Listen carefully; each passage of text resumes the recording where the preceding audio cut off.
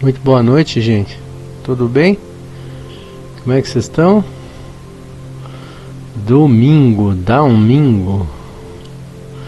Estamos aí no domingo, né? Preparando aí para a semana. Eu hoje fiquei o dia todo descansando, porque precisava, estava muito cansado essa semana. Foi uma semana muito puxada, mas estamos aí, né? Cheio de pique para a próxima semana, se Deus quiser. A gente vai ficando meio... tem uma energia mais pesada no domingo à tarde, né? Não sei se vocês conseguem sentir, mas geralmente no final da tarde vai dando uma certa tristeza, uma pressão, uma tensão, né? Acho que por conta da vibração das pessoas que querem voltar para os seus trabalhos, e na maioria das vezes, né, tem as suas preocupações cotidianas de trabalho, e aí a pessoa naturalmente começa a vibrar uma outra energia, né? Hoje eu não fiz nada, absolutamente nada, além de ficar descansando, deitado. Levantei, comi, deitei de novo, descansei e fui fazer isso, né? Semana bastante puxada, mas estamos aí pra gente dar sequência então na nossa playlist O Evangelho no Lar, né? E tô olhando aqui que o programa acabou de mudar de pasta, sei lá porquê, a minha gravação, mas enfim. E o objetivo dessa playlist é, obviamente, vocês que acompanham já sabem, que é a gente oferecer companhia, né, para aquelas pessoas que gostariam de fazer o seu evangelho no lar, a sua prece em casa, e na maioria das vezes ela não tem companhia, ela não sabe por onde começar, enfim. E foi justamente esse o objetivo desse canal, quer dizer, eu gravar as preces que eu faço, naturalmente, e de certa maneira ajudar a divulgar a espiritualidade de um modo geral, não só a espiritualidade, porque as pessoas no Brasil confundem muito ainda espiritualidade com espiritismo, né? E apesar de eu ter com o espiritismo como baliza mestra de muitas das minhas pesquisas e estudos, é óbvio que a gente tem que saber filtrar e tentar absorver o melhor de cada coisa, né? De cada mensagem, né? Tem uma passagem evangélica que diz que conhece-se a árvore pelos frutos, né? Então, obviamente, a gente tem que saber se o que vem, da onde vem, é bom. E aí, se for de onde vier, não importa, né? Se for bom, que a gente use. E isso é a baliza mestra, acho que da espiritualidade, né? A gente se aproveitar das possibilidades, né? Que todos os credos, todas as religiões têm. E é por conta disso que o Evangelho no Lar que eu pratico aqui nessa playlist, ela usa obviamente o Evangelho segundo o Espiritismo, que para mim é uma base, né, uma referência importante. A gente tem usado também esse livrinho aqui, ó, Reflexões de Jacó, que é uma psicografia de uma médium brasileira, e a gente usa também esse livro do Sri Prem Baba, que dá umas ideias muito boas para a gente se inspirar e induzir a nossa reflexão a respeito da maneira como a gente leva a nossa vida. Tá certo? Então é isso. Aqui do meu lado, Giló, que é o meu gatinho de estimação e que fica aqui tocando terror todas as noites, como você já deve saber. Ele tá meio chateado hoje porque choveu bastante e ele teve que ficar dentro de casa. Então ele tá um pouco mais perturbado hoje, querendo gastar energia. E como a gente sempre faz, a gente sempre começa esse processo de prece fazendo uma respiração, que seja uma respiração cadenciada, né, com o objetivo de dilatar o nosso corpo energético, né? Ou seja, estimular as energias do nosso corpo energético para, obviamente, a gente dilatar a nossa aura, né? Que é o somatório desses corpos que nós temos, e a partir disso a gente ficar de certa maneira mais sutil. Falando um pouco e bem rapidamente e bem sucintamente a respeito dessa questão do corpo energético, a história é a seguinte: você imagina como se a gente fosse uma cebola, né? Uma cebola não tem várias camadas, várias casquinhas, vamos chamar assim. Cada uma dessas casquinhas é um tipo de corpo que nós temos, que um está interpenetrado no outro, ou seja, um está dentro do outro. Não é exatamente dentro, mas um perpassa pelo outro, né?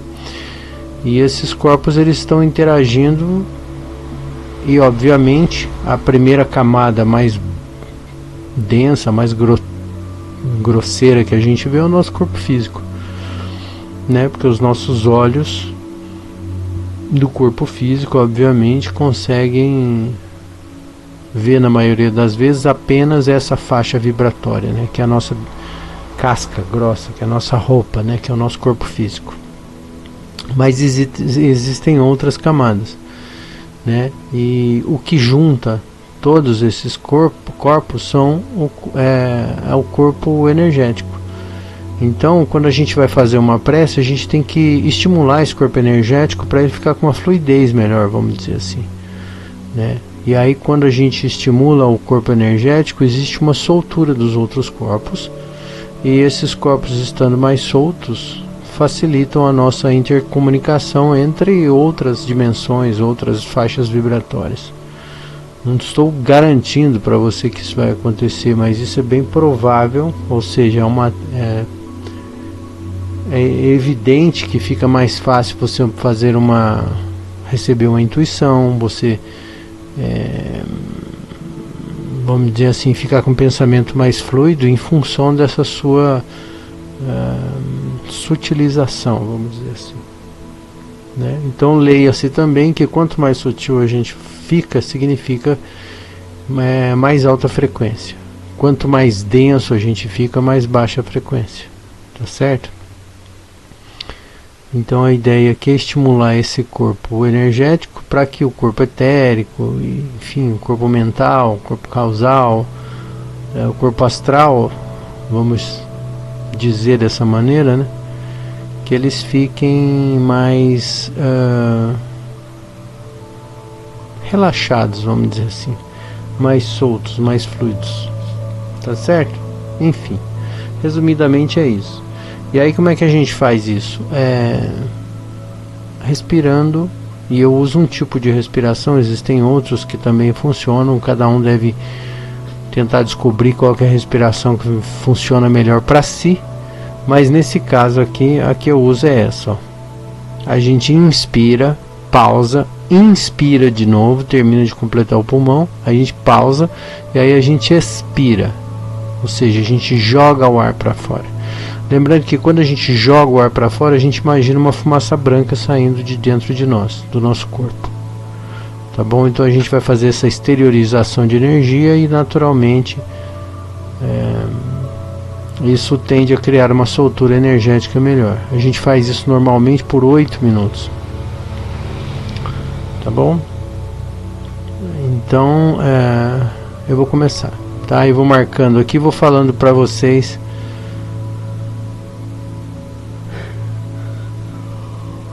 quanto tempo falta, tá bom? Então vamos lá?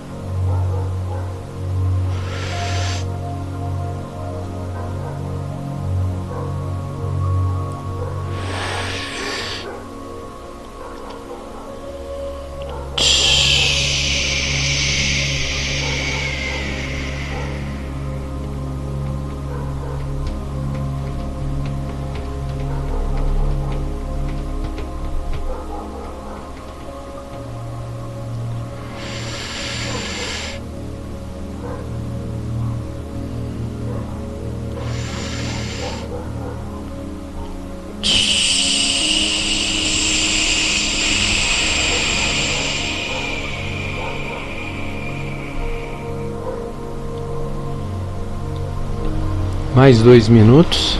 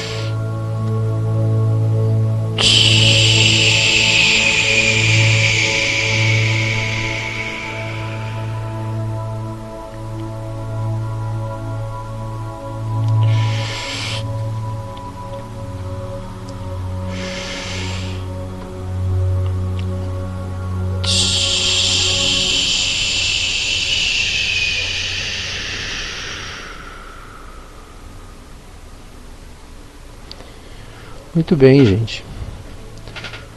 Terminando aí a nossa prática respiratória. A gente pode começar então a nossa evocação dos nossos bons amigos espirituais, tá bem?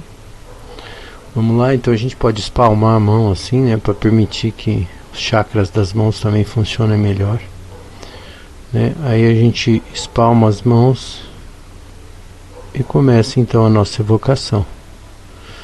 Pedimos assim, dessa maneira, aos bons espíritos, bons amigos, mentores,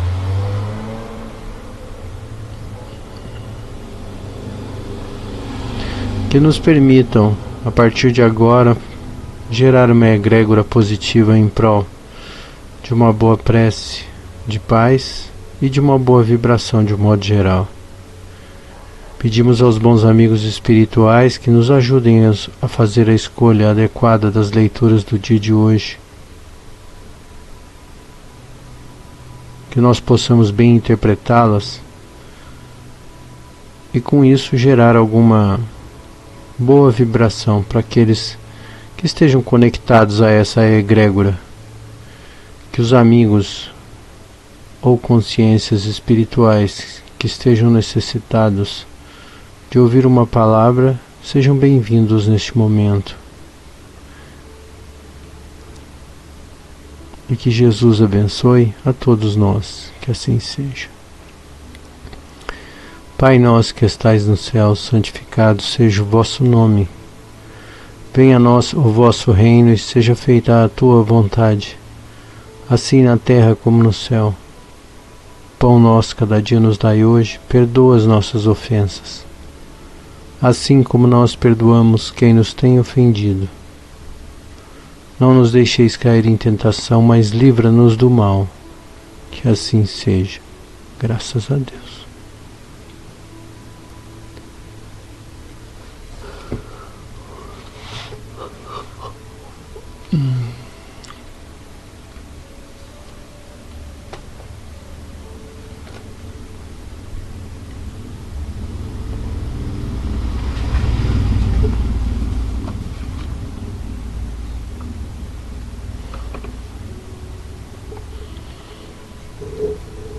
Fora da caridade não há salvação. O que é preciso para ser salva ou salvo? Parábola do Bom Samaritano. Está na página 171, tá? Portanto, quando o Filho do Homem vier em sua majestade, acompanhado de todos os anjos, se sentirá sobre o trono de sua glória, e todas as nações, estando reunidas perante ele, separará um dos outros, como um bom pastor que separa as ovelhas dos cabritos, e as colocará as ovelhas à sua direita e os cabritos à sua esquerda. Então o rei dirá àqueles que estiverem em sua direita: Vinde, vós que fostes abençoados por meu Pai, possuí o reino do céu que já vos foi preparado desde o início do mundo. Pois tive fome e me destes de comer, tive sede e me destes de beber, tive necessidade de abrigo e me abrigaste, estive nu e me vestistes, estava doente e fostes me visitar, estava na prisão e viestes me ver. Então os justos perguntarão: Senhor, quando nós o vimos faminto e vos demos de comer, ou que tiveste sede e vos demos de beber? Quando vos vimos sem abrigo e vos abrigamos, e sem roupas e vos vestimos? E quando vos vimos doentes ou na prisão e vos fomos visitar? E o rei responderá a eles: Eu vos digo em verdade que todas as vezes que fizeste isso a um desses meus pequeninos, foi a mim mesmo que o fizestes. E ele dirá em seguida àqueles que estiverem à sua esquerda: Separai-vos de mim, malditos, ide ao fogo eterno, que foi preparado para o diabo e para os seus anjos, pois eu tive fome e não me deste de comer, tive sede e não me deste de beber, tive necessidade de abrigo e não me abrigaste, estive sem roupas e não me vestistes, estive doente e na prisão e não me visitastes. Então eles assim vos responderão: Senhor, quando fomos, e aí, quando vos vimos ter fome, ter sede, ou estar sem abrigo, sem roupas, ou doente, ou na prisão, e não vos assistimos? Mas ele responderá: Eu vos digo em verdade, todas as vezes que deixastes de dar assistência a um desses pequeninos, deixastes de fazê-lo a mim mesmo.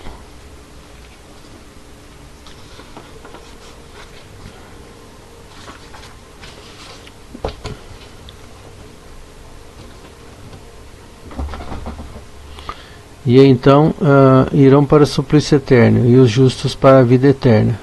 Isso está no livro de Mateus, capítulo 25, versículo de 31 a 46.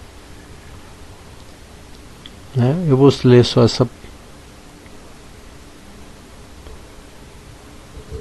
essa parte, porque eu quero ler a explicação, tá? Senão vai ficar muito longo, porque a gente já tem uma ideia. Toda a moral de Jesus se resume na caridade e na humildade, ou seja, nas duas virtudes contrárias ao egoísmo e ao orgulho.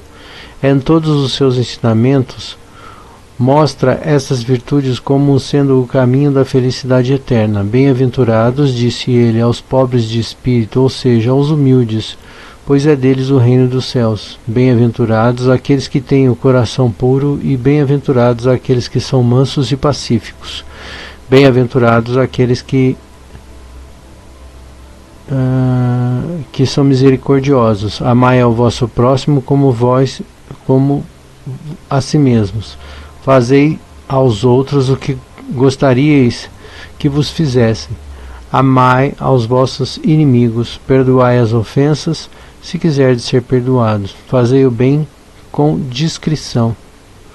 Julgai a vós antes de julgardes os outros. Humildade e caridade, eis porque ele não cessa de recomendar e exemplificar. Orgulho e egoísmo, eis o que não se cansa de combater. E faz mais que recomendar a caridade, coloca-a claramente em um termo bem definido, como a condição absoluta da felicidade futura.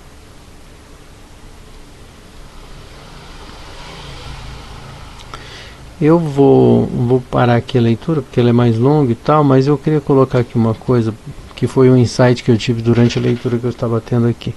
É óbvio que Jesus falava por parábolas em função da, vamos dizer assim, limitação de entendimento do povo daquela época, e a gente está se referindo, obviamente, aos mais pobres, aqueles que tinham menos acesso à educação e à cultura, visto que grandes filósofos e grandes pensadores sempre existiram, mas esse conhecimento não chegava à massa, de um modo geral, né? Então,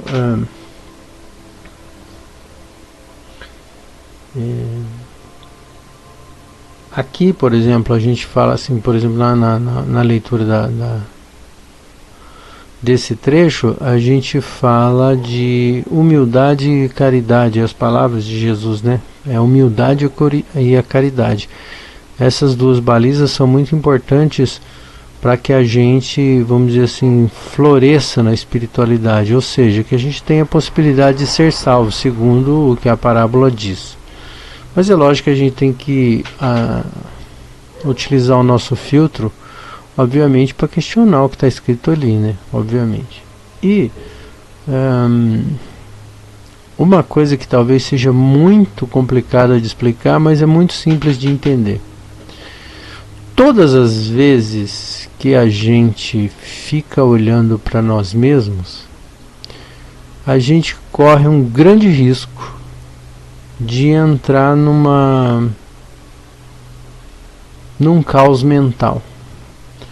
E eu vou dizer assim, todas as vezes que a gente fica mais focado em nós, nos nossos problemas, nas nossas dificuldades, naturalmente a mente se ocupa desses problemas e dessas dificuldades, e isso acaba gerando em nós uma entropia tão grande que a gente começa a entrar em parafuso, a gente começa a ter problema, né? A gente começa às vezes não conseguir administrar e compreender e se estabilizar emocionalmente, porque a gente vai entrando no caos de si mesmo, né? A gente começa a pensar, não chega a conclusão nenhuma, acha que está sofrendo demais e não sei o que lá, até o momento, e não estou dizendo que isso não esteja acontecendo, mas até o momento que você vê que tem alguém pior que você, por algum motivo, não importa.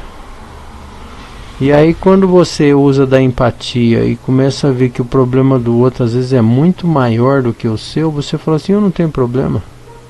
Eu absolutamente não tenho problema. E aí é que eu acho que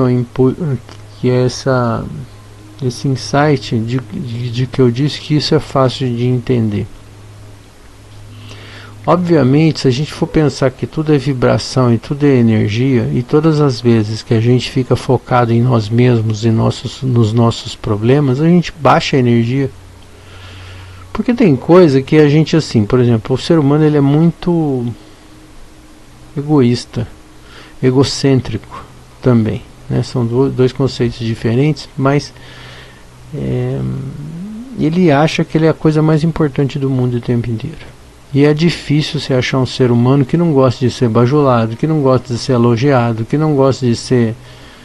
Por quê? Porque a gente começa a se achar a pessoa mais importante do mundo. A gente acha que o nosso pensamento é melhor, que a nossa conduta de vida é a melhor. A gente acha que os nossos pensamentos são melhores, isso é o tempo inteiro. E é da natureza humana. Só que todas as vezes que a gente fica focado demais nos nossos problemas, a gente entra numa entropia, né? A gente começa a afundar, vamos dizer assim, é um negócio que não vai para lado nenhum, porque a nossa mente, tentando resolver as nossas dificuldades e as nossas dores, ela se volta para dentro, né? Ou seja, fica entrando numa loucura, numa coisa, e pondo às vezes pilha, pondo energia, né? E pensamento é energia, pondo energia em coisas que necessariamente não são nem tão importantes. De fato elas não são importantes, porque às vezes são coisas que estão calcadas na opinião dos outros, no modo de vida dos outros, na educação que a gente recebeu e por aí vai. Entende? Ou seja, a gente fica muito mais preocupado em tentar se adequar a um sistema, a um padrão que alguém criou, do que naturalmente a gente cuidar da nossa vida, que é o quê? Tá, o que eu preciso? É do mínimo? É isso que me faz feliz? É isso que eu quero? É aquilo, então eu quero é isso. Entendeu? Então, por exemplo, vou dar um exemplo chulo. Nesse momento, só para facilitar, eu preciso ter o carro de 2024, de 2025, eu preciso ter o melhor relógio, tudo bem, você precisa, você Você acha que você precisa porque alguém...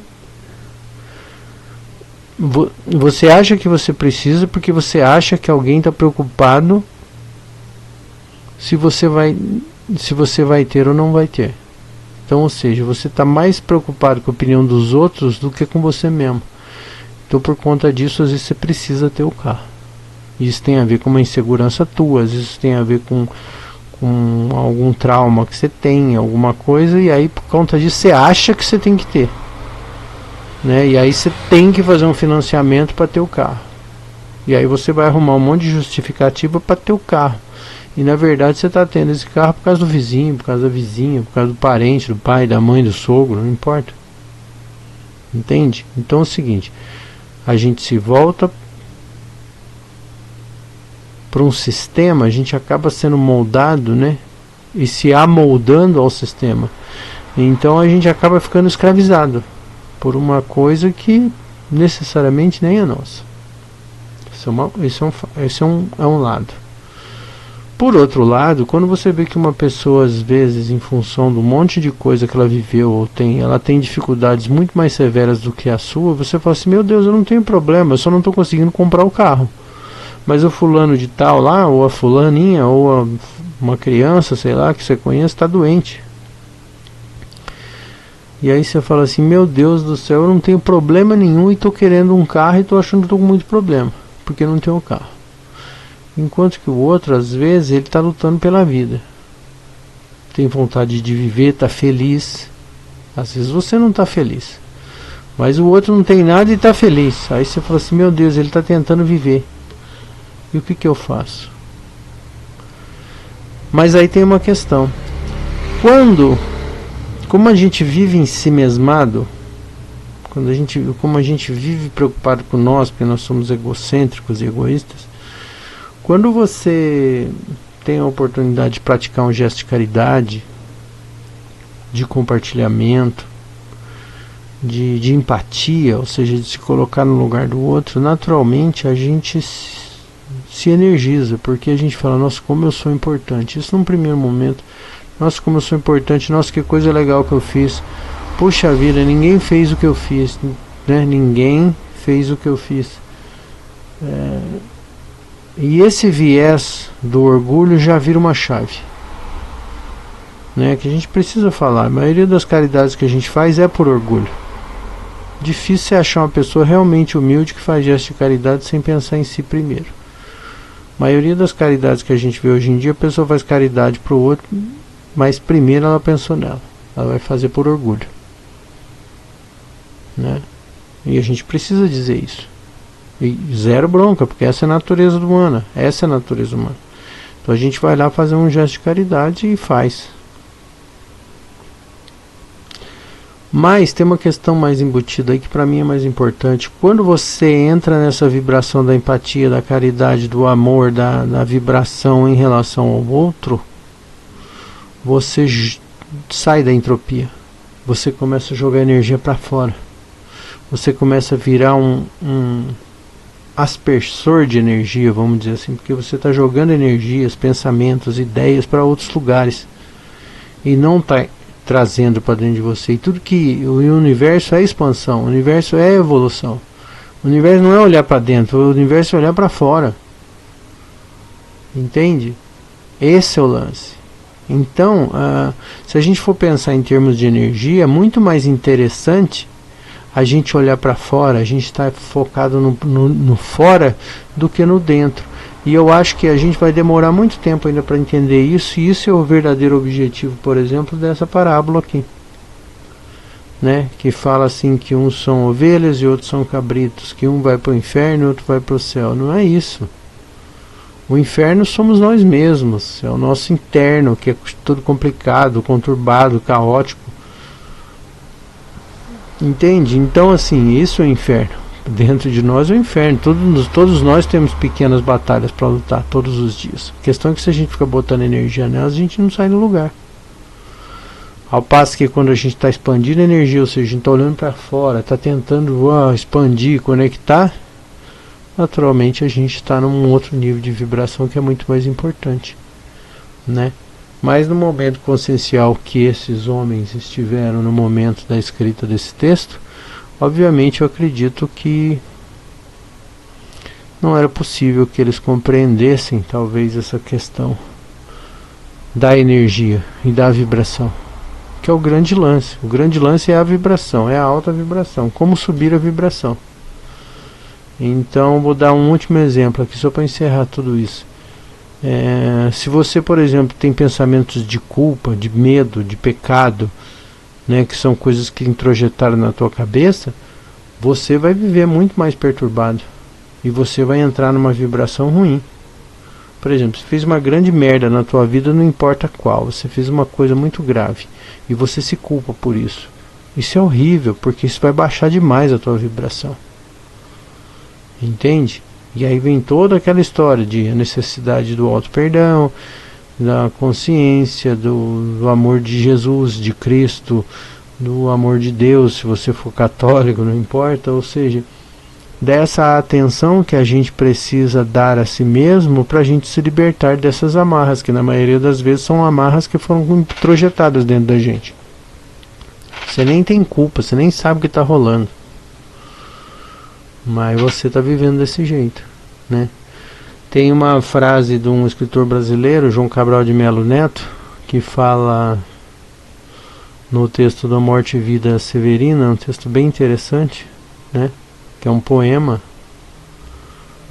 dividido em quadras, né? E aí ele fala numa das quadrilhas assim: morre gente que nem vivia, que ele estava falando da questão do nordestino que passava fome e sede lá no agreste brasileiro.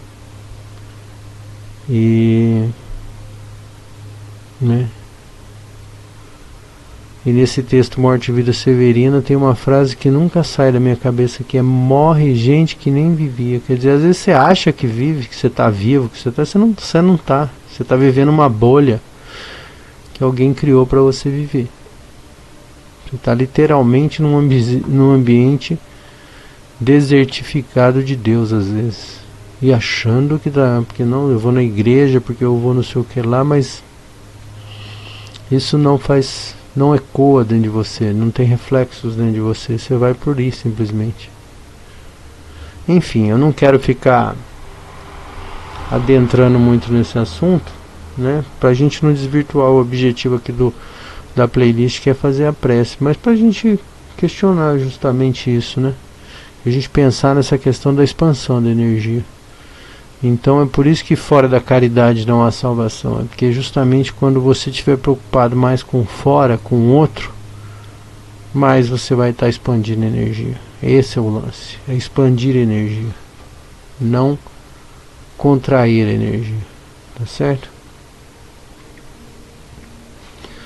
Bom, dito isso, eu gostaria que nós fizéssemos hoje uma prece, que a primeira parte é uma prece pública, né? Então a gente faz um Pai Nosso, e eu gostaria que nós pedíssemos essa prece pública, vamos chamar assim, pelos professores, porque daqui a pouco a gente começa de novo o período de aulas, né? E eles são as pessoas responsáveis pelo futuro, têm o compromisso com a educação, com a preparação das pessoas para o futuro. E eu não estou dizendo só dos professores de escola, mas todos os grandes instrutores, grandes,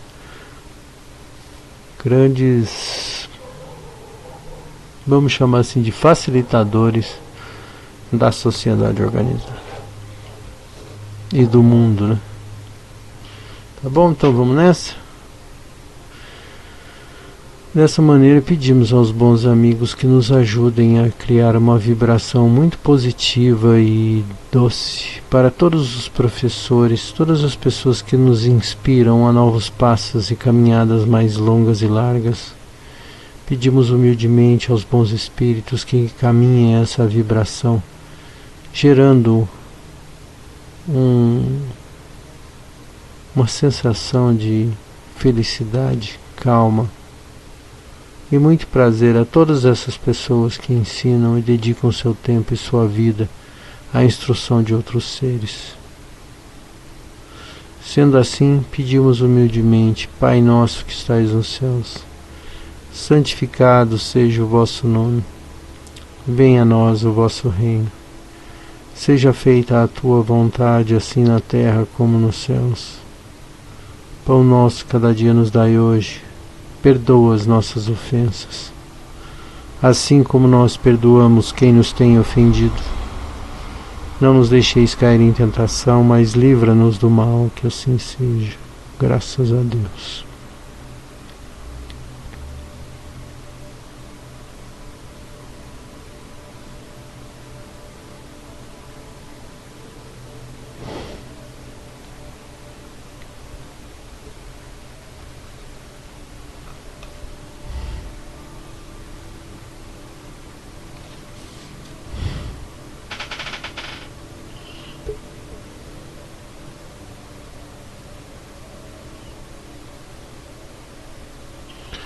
Irmã, observando o nosso jardim, percebi que estão faltando as flores da paciência. Costumava sentar-me sobre a frondosa árvore para ler os livros sagrados. Um dia, um pássaro não me deixava concentrar na leitura.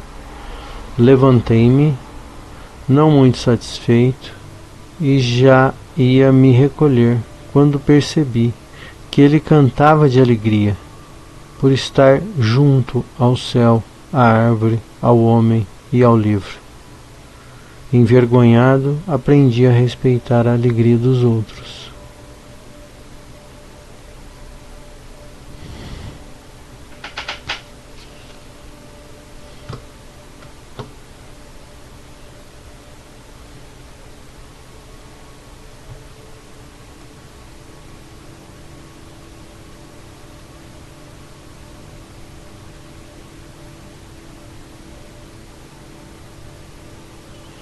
Quantas coisas a gente deixa passar na vida, né? Simplesmente porque a gente fica pensando, olhando para dentro de nós mesmos, né? A leitura de hoje também, nesse caso da reflexão de Jacó, tem a ver com isso, né? Se você fica olhando para dentro de você o tempo inteiro, você não consegue olhar para fora, né? Você não consegue olhar para fora. E quanta coisa tem lá fora. É como se você estivesse dentro de um quarto de janela fechada, vivendo ali dentro daquele quarto. Até que um dia alguma coisa acontece e você resolve abrir a janela. E aí você vê outro homem, você vê outra árvores, você vê carros, você vê calçadas, você vê vida, você vê outra coisa. Ou seja, você vê outro universo além do seu universo, né? Então, quão importante é a gente olhar para fora. Pensando nisso, eu gostaria que nós agora então fizéssemos uma prece por nós mesmos, tá?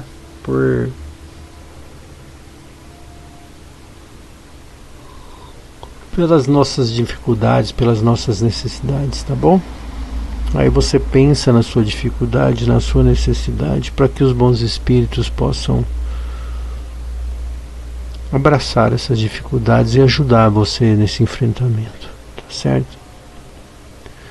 Dessa maneira pedimos aos bons amigos que amparai os nossos pensamentos, os nossos sentimentos e dificuldades, que esses desafios possam nos transformar todos os dias em algo melhor do que fomos ontem.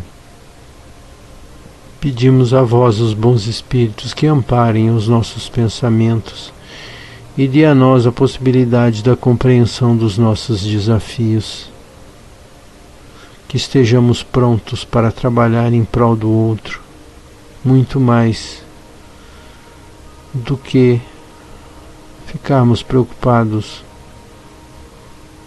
com a nossa dificuldade. Todos nós temos dificuldades, todos os dias, mas que nós possamos ser instrumentos da vossa boa vontade e vibrando numa egrégora de alegria e compartilhamento, que possamos também ser úteis nessa belíssima tarefa.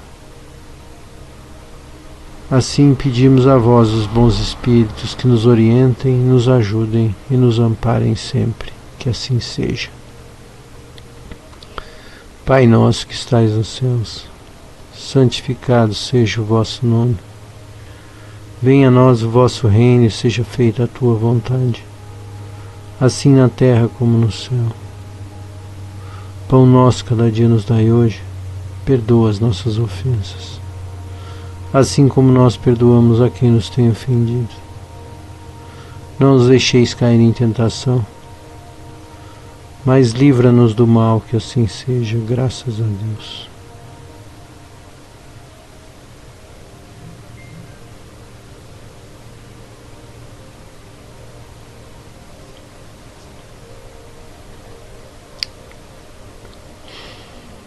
E por último, não menos importante, eu gosto dessa frase.